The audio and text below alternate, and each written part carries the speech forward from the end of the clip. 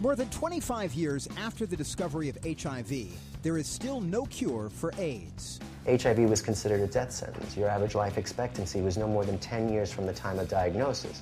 So now you cut all the way here to 2006.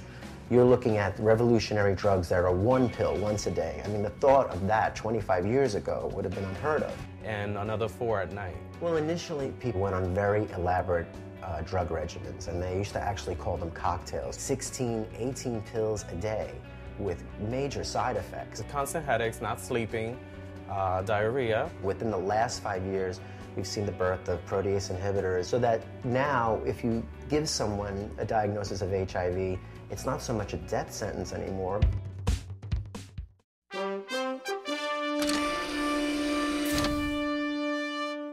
The results of circumcision and HIV studies conducted by the National Institute of Allergy and Infectious Diseases are in. They've revealed that medically performed circumcision significantly reduces a man's risk of acquiring HIV through heterosexual intercourse. While the initial benefit may be fewer HIV infections in men, ultimately those areas of the world where HIV is spread primarily through heterosexual intercourse, adult male circumcision could lead to fewer infections in women. Joining us to shed some light on these findings is Dr. Frank Spinelli, the clinical director of HIV medicine at the Cabrini Medical Center here in New York. Thanks for being here, Dr. Spinelli. Thanks for having me.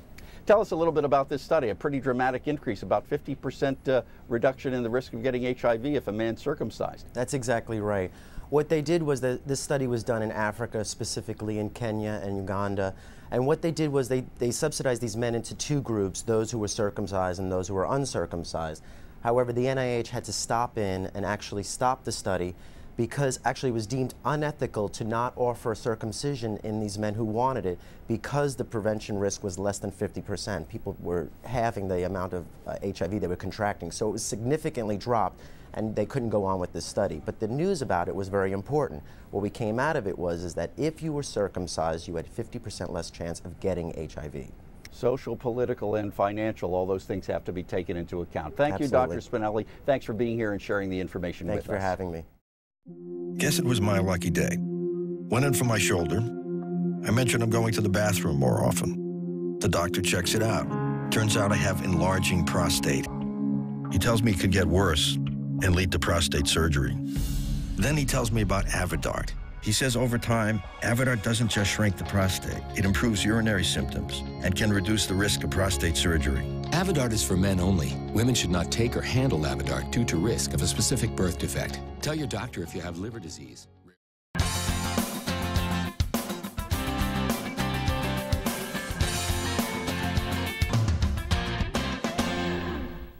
Welcome to Healthy Life. I'm Dr. Timothy Johnson. We start this morning with a roundup on the latest AIDS information. Our guest is Dr. Frank Spinelli, who is Clinical Director of HIV Medicine at the Cabrini Medical Center here in New York City. Welcome, Dr. Spinelli.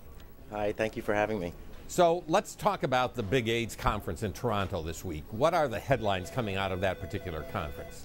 Well, I think certainly, because it is the 25-year anniversary of HIV, it's a big time for this conference.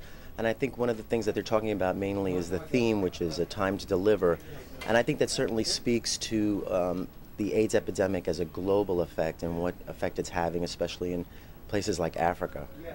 We know that there have been approximately 25 million deaths, 40 million people living. Do I have that figure right? Is it 40 it's 25 million deaths, 40 million cases 40 million worldwide. Cases worldwide. So it's obviously a huge epidemic, pandemic problem. Right, so let's absolutely. talk about how we approach that global kind of a problem. Everybody is hoping, of course, for a vaccine. What's the status of vaccine research? Well, I think certainly a vaccine is in order. There's still several stages before a vaccine would be available.